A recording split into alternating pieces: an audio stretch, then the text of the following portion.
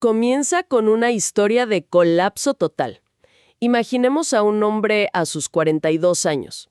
Acaba de perder una relación de 7 años, su negocio de comidas quiebra por completo y se encuentra en el fondo de un pozo. Un pozo tanto a nivel emocional como financiero. Totalmente. Exacto.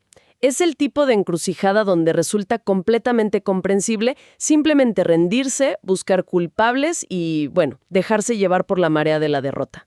Y lo más biológicamente esperable en esa situación habría sido culpar a la expareja, a la economía del país o a la simple mala suerte. Pero 5 años después, esta misma persona no solo ha reconstruido la vida desde los cimientos, sino que ha creado un sistema sumamente fascinante. Un marco de trabajo que une la antigua sabiduría egipcia con la ciencia moderna, ni más ni menos. A ver, vamos a desempacar esto, porque en nuestra exploración a fondo de hoy vamos a sumergirnos en el manuscrito titulado Coaching con Metafísica, escrito por Maximiliano Morales. Es un texto que realmente desafía a la inercia diaria. Yo quedé fascinado con la premisa central. La misión de este análisis profundo es desentrañar cómo cualquier persona, sin importar cuán adversa sea la situación actual, puede dejar de vivir en piloto automático y convertirse en el creador consciente de su realidad. Y para lograrlo, el autor propone herramientas que combinan leyes herméticas milenarias con la precisión clínica del coaching ontológico. Es una premisa bastante radical para digerir de buenas a primeras. Es radical, sí, y requiere un cambio de paradigma profundo, porque para establecer el contexto correcto desde el primer minuto, es crucial entender qué tipo de material estamos manejando. Definitivamente no es el típico libro de autoayuda. Para nada. Este manuscrito se aleja por completo de la motivación barata o de esa espiritualidad superficial que abunda hoy en día. Lo que presenta el autor es, en esencia, un manual de tecnología de conciencia. Me encanta ese término, tecnología de conciencia. Es que exige una responsabilidad total e ineludible. No ofrece fórmulas mágicas ni consuelo vacío para sentirse mejor momentáneamente. Claro, el texto plantea que las leyes del universo, digamos, como la vibración o la correspondencia, ya están operando todo el tiempo, se crea en ellas o no. Exactamente. El verdadero desafío que se propone es dejar de ser un efecto accidental de esas leyes para empezar a ser la causa deliberada. Y todo este andamiaje conceptual nace justamente de ese momento de colapso que mencionábamos al principio. El texto relata un domingo por la mañana muy particular. Ese pasaje es durísimo. El autor estaba solo en la sala de estar, lidiando con el inmenso dolor físico y mental del duelo por la ruptura amorosa y la parálisis de la quiebra. Y en medio de un silencio sepulcral surge la pregunta que funciona como el punto de inflexión de toda esta obra. Se pregunta a sí mismo, ¿y si el problema era yo? Lo fascinante aquí es analizar la mecánica detrás de esa simple pregunta. No surge desde la culpa destructiva o el autocastigo. Que suele ser una trampa muy común cuando uno toca fondo. Totalmente. Surge desde un lugar de responsabilidad radical. Al formular ese interrogante, se deja de pelear con las circunstancias externas y se dirige el foco de atención hacia el interior. Y lo interesante es la respuesta conductual a esa revelación. Como abogada del diablo, yo pensaría que la reacción sería quedarse meditando en el sofá esperando una epifanía. Pero la reacción fue el movimiento. Literalmente, salir a caminar para sanar. En ese proceso físico, de hecho, se logró una pérdida de 17 kilos. Sí, pero si conectamos esto con el panorama general de la neurobiología, el cambio físico fue apenas un subproducto. Entonces, ¿qué estaba pasando realmente a nivel interno durante esas caminatas interminables? Porque el libro le da muchísima importancia a este periodo. Bueno, a nivel fisiológico y neurológico, el cuerpo humano frente a una quiebra o un abandono no distingue entre una amenaza financiera y un depredador en la selva. El organismo se inunda de cortisol y adrenalina. Exacto, operando bajo el dominio del sistema nervioso simpático. Es el famoso modo de supervivencia, de lucha o huida. Y en ese estado, la visión se vuelve de túnel. Es imposible ver oportunidades o pensar con claridad porque la única prioridad del cerebro es sobrevivir al próximo minuto. Tal cual. Al incorporar el hábito de caminar largas distancias en la naturaleza, lo que realmente se logró fue forzar un cambio hacia el sistema nervioso parasimpático. Que es el sistema de la integración, la calma, la digestión y la reparación celular. Al calmar el sistema nervioso central, la frecuencia interna mutó. Ese estado base de estrés crónico pasó a ser un estado de receptividad. Y ahí es donde la narrativa empieza a mostrar eventos que podrían parecer sacados de un guión de cine, pero que el texto categoriza como sincronicidades puras y duras. Esas aparentes coincidencias que deja el entorno. Exacto. Al estabilizar esa frecuencia biológica y emocional, de repente aparece un mensaje inesperado en Facebook de un coach llamado Roger Ropelato ofreciendo ayuda desinteresada. Y casi en paralelo, un amigo cercano, Luis Chamorro, sugiere una idea que hasta entonces resultaba completamente ajena. Empezar a estudiar coaching. Estas pequeñas semillas llevaron al descubrimiento del coaching ontológico. Todo sucede justo en el instante en que la antena interna estaba por fin sintonizada y libre de estática para recibir el mensaje. Esa sintonización es el preámbulo perfecto para entender la estructura central del libro. Para explicar cómo operamos los seres humanos en el día a día, el texto utiliza dos arquetipos contrastantes. El golem y el mago. El golem es una metáfora brillante si observamos el comportamiento de las masas en la sociedad actual. Hace referencia a una antigua leyenda del misticismo judío en la ciudad de Praga, ¿verdad? Así es. Según el relato, un rabino conocido como el Maharal creó un ser de barro para proteger a su comunidad. Y para darle vida a este autómata de arcilla, el rabino escribió una sola palabra hebrea en su frente. La palabra emet, que se traduce como verdad. Es decir, una simple palabra inscrita en la cabeza era lo que le daba energía vital y al mismo tiempo las directrices de comportamiento a una criatura inanimada. Esa es la esencia de la metáfora. Se plantea que una inmensa mayoría de las personas transitan la cotidianidad exactamente así, operando como un golem de barro. Viven en un piloto automático absoluto. Siendo arrastrados por creencias limitantes que alguien más inscribió en la mente durante la infancia, o que se forjaron tras un evento traumático. Son frases invisibles, operando en segundo plano, como el dinero es la raíz de todos los males, no hay que confiar en nadie o el éxito es para otros. Esas palabras funcionan como códigos de programación rígidos.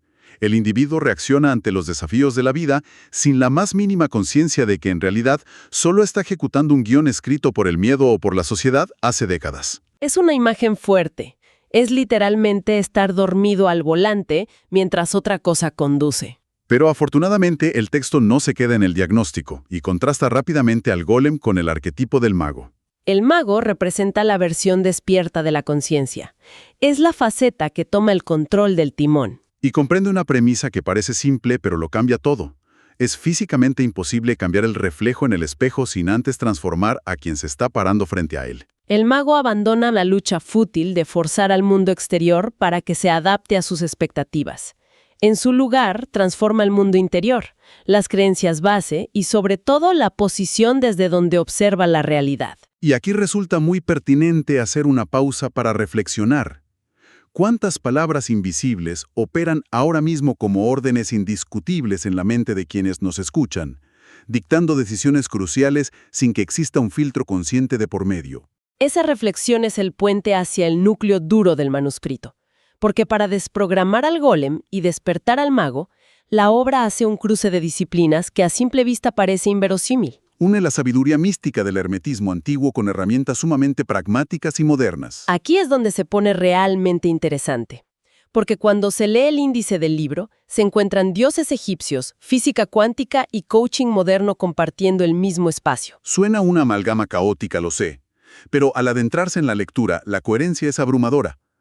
El autor comienza estableciendo las bases con la figura de Thoth. Thoth es fundamental en la mitología del antiguo Egipto. Es el dios de la sabiduría, de la escritura, de las matemáticas y, de manera crucial, se le considera el creador de la palabra divina, la magia y el tarot egipcio. Sin embargo, el texto se encarga de desmitificar agresivamente la concepción popular del tarot. Lo despoja de esa imagen de feria, de ser un simple oráculo adivinatorio para saber si alguien conseguirá un trabajo o encontrará el amor. En lugar de eso, lo plantea como un mapa complejo de posibilidades cuánticas.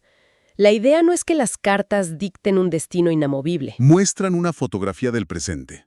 Dicen que esta es la realidad que se va a manifestar si la observación del entorno continúa haciéndose desde el estado actual de conciencia. Y para aterrizar esta idea mística, el libro utiliza una analogía brillante proveniente del mundo de la física.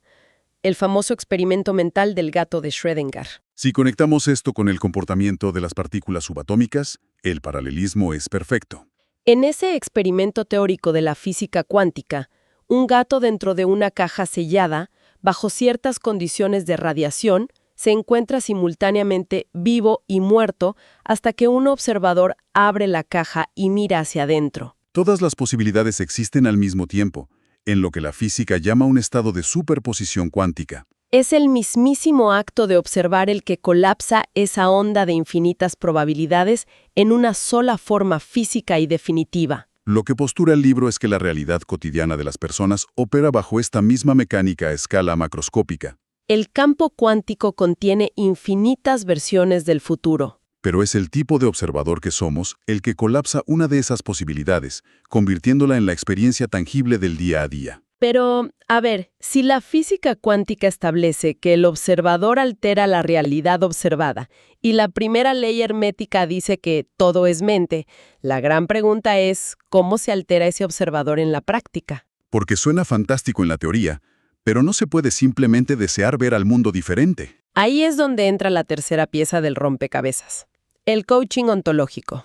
El postulado principal del coaching es que no vemos el mundo como es, sino como somos. Y el coaching ontológico provee precisamente el bisturí para operar sobre ese observador. No se queda en la contemplación pasiva. Se enfoca en la intervención directa sobre 3 dominios específicos del ser humano: el lenguaje, la emoción y el cuerpo. El error más común es pensar que el lenguaje solo sirve para describir cosas que ya pasaron o que ya existen. El coaching sostiene que el lenguaje es generativo, crea realidades. Si internamente se repite la frase «esto es imposible para mí», no se está describiendo un hecho objetivo del mundo. Se está emitiendo una orden neurológica que cierra posibilidades de acción. Exactamente. Al modificar la estructura del lenguaje interno, al cambiar la paleta emocional desde la que se toman decisiones y al adoptar una postura corporal diferente, la coherencia del individuo muta.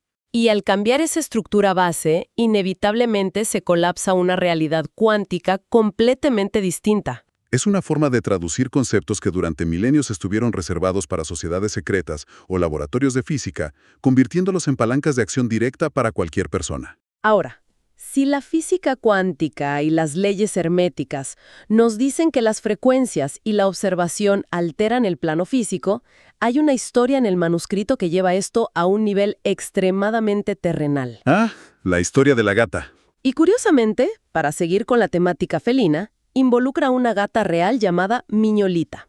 Es probablemente el relato más íntimo de toda la obra. Resulta que en el hogar del autor vivía una perra llamada Laika, conocida por su nula tolerancia hacia los gatos. Durante años, una gata vecina, Miñolita, intentó acercarse a la propiedad, pero Laika invariablemente le marcaba el territorio de forma agresiva. El giro ocurre en las últimas semanas de vida de la perra. Cuando Laika ya estaba muy anciana, casi sin movilidad, descansando en el patio, la gata apareció de nuevo. Pero esta vez, el encuentro fue totalmente distinto. Hubo una interacción silenciosa, pacífica, que el autor describe como un reconocimiento mutuo. Una despedida energética. A los pocos días, Laika falleció. Inmediatamente después, Miñolita cruzó el umbral de la casa y simplemente se instaló en el interior. Como si se hubiera firmado un acuerdo invisible entre ambas. Es un relato conmovedor sobre la percepción de los ciclos de vida y muerte en los animales. Pero lo que le da un peso metafísico a esta anécdota ocurre tiempo después. El autor narra que, irónicamente, mientras se encontraba en la computadora escribiendo el capítulo destinado a explicar la ley de vibración, la gata Miñolita saltó sobre el escritorio. Caminó sobre el teclado y dejó plasmado en el procesador de texto un código numérico muy específico. 67, 67, 67. Un código repetido 3 veces. A ver, siendo completamente realistas y tomando nuevamente el papel de abogada del diablo por un momento, ¿no es peligrosamente fácil caer en el sesgo de confirmación aquí? Es una pregunta obligada. Es decir, un animal pisa un teclado por accidente, aparecen unos números aleatorios y la mente humana, que es una máquina de buscar patrones, inmediatamente le asigna un significado místico de proporciones épicas. Es una crítica sumamente válida. Y es un punto donde la línea entre la observación perspicaz y el pensamiento mágico infantil se vuelve muy fina. Sin embargo, el autor aborda esta dualidad. Porque el arquetipo del mago se caracteriza por no ignorar las anomalías estadísticas ni los patrones del entorno. Los utiliza como herramientas de navegación, no como dogmas ciegos. Si se somete esa secuencia al análisis de la numerología tradicional, los resultados son, como mínimo, una sincronicidad estadística asombrosa. Vamos a los números. La sumatoria de los dígitos 6, 7, 6, 7, 6 y 7 da como resultado el número 39. Y al reducir esa cifra a un solo dígito, sumando 3 más 9 se obtiene 12, y 1 más 2 resulta en 3. El número 3 es universalmente reconocido en estas disciplinas como el símbolo de la creatividad, la autoexpresión y la materialización de ideas. Y el bloque 67, que aparece triplicado en la secuencia, simboliza el equilibrio entre lo material y lo espiritual, además de la alineación con el propósito vital. Que esta secuencia matemática exacta aparezca tipeada por un animal en el instante preciso en que se redacta un texto sobre frecuencias vibratorias es un evento que, invita a suspender la incredulidad. Especialmente cuando el libro añade un contexto histórico y científico sobre la especie en cuestión. Los gatos en el antiguo Egipto. A los gatos no se les veía simplemente como controladores de plagas. Se les denominaba Mau y se les veneraba como guardianes de la frecuencia. Entidades capaces de percibir fluctuaciones en dimensiones muy sutiles que escapan al espectro humano. Y para respaldar esto, se aporta un dato de la biología moderna que encaja a la perfección. El ronroneo de un gato doméstico no es un sonido aleatorio. Se produce en una frecuencia constante que oscila entre los 25 y los 150 hercios. Estudios de medicina vibracional y veterinaria han demostrado que estar expuesto a esta frecuencia exacta tiene la capacidad comprobada de acelerar la sanación de fracturas óseas. Reduce el estrés agudo y armoniza el campo electromagnético de quienes están cerca. Lo cual plantea un interrogante ineludible sobre la naturaleza del entorno en el que habitamos. El mundo físico está saturado de frecuencias, emitiendo información estructural constantemente, ya sea desde un animal de compañía o desde la dinámica de una ciudad. La verdadera tragedia del golem es que su ruido mental es tan ensordecedor que se vuelve ciego y sordo a toda esta información circundante. No obstante, a medida que la obra se acerca a sus conclusiones, el autor lanza una advertencia que rompe con cualquier romanticismo. Sí, el tono cambia drásticamente. Se deja muy claro que este marco de trabajo no tolera a los turistas espirituales. Se especifica de manera estricta que la audiencia de este material no son aquellas personas que buscan consumir espiritualidad pasiva. Esperando que el universo, los astros o las energías cósmicas vengan a resolverles la vida mientras permanecen sentados en la comodidad de la inacción. Se promete una transformación radical, pero se advierte que no existe ninguna fórmula mágica que evade el esfuerzo monumental del compromiso interno. Y ese nivel de compromiso se cristaliza en un concepto fundamental que el autor denomina el ensayo del mago. Aquí se desmantela por completo la ilusión de la manifestación instantánea impulsada por las redes sociales. El ensayo del mago establece que la magia genuina no es un acto de improvisación deslumbrante en un escenario. Es en realidad una vibración coherente sostenida en la más absoluta oscuridad y soledad. Es el trabajo ingrato de los días rutinarios. La analogía utilizada es agrícola. El mago debe preparar primero su tierra interna. Antes de atreverse a pedirle al universo que le envíe las semillas de una nueva oportunidad económica o una relación sana, primero tiene que meter las manos en el barro. Debe remover las piedras pesadas, que son los traumas no resueltos, y arrancar de raíz las malezas, que son los condicionamientos heredados.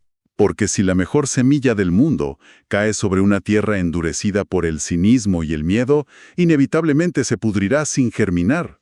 Para ejecutar ese trabajo de arado interno, el capítulo 8 del manuscrito funciona como una especie de interrogatorio. Se plantean 8 preguntas diseñadas con la intención explícita de generar una incomodidad brutal en quien las lee. Son cuestionamientos que obligan a mirar las sombras. Por ejemplo, se lanza la pregunta sobre qué historia personal se sigue repitiendo internamente que ya resulta absolutamente obsoleta. O se indaga cuál es el precio oculto que se está pagando día a día por elegir evitar el cambio. Enfrentarse a estas preguntas sin intentar justificarse ni buscar chivos y expiatorios es el detonante de lo que el autor define magistralmente como el darse cuenta. Ese darse cuenta es el clímax anatómico de todo el proceso de transformación. No se trata de memorizar más información teórica sobre hermetismo o asistir a más seminarios. Es experimentar en carne propia ese instante microscópico, esa fracción de segundo de lucidez aplastante donde la maquinaria oxidada del golem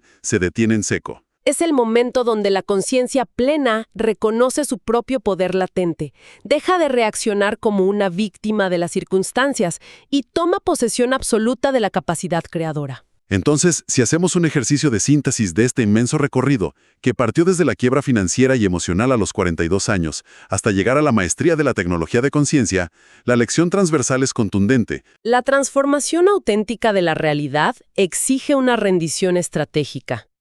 Hay que dejar de pelear a puñetazos contra el reflejo en el espejo de la vida.